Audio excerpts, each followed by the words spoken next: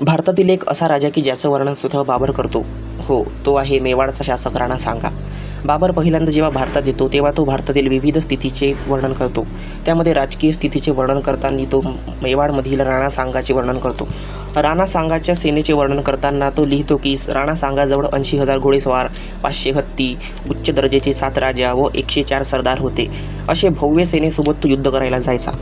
राणा सांगाने दिल्ली, माळवा, गुजरात येथील बादशाहसोबत तब्बल 18 युद्ध केले.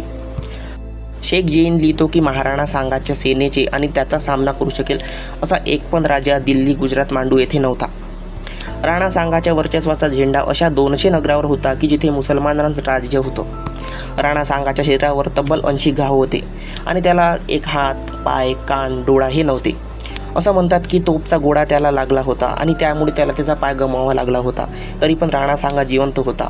अशा वीर कुशल योद्ध्यासाठी आपल्याला एक लाईक तर बनतोच. धन्यवाद.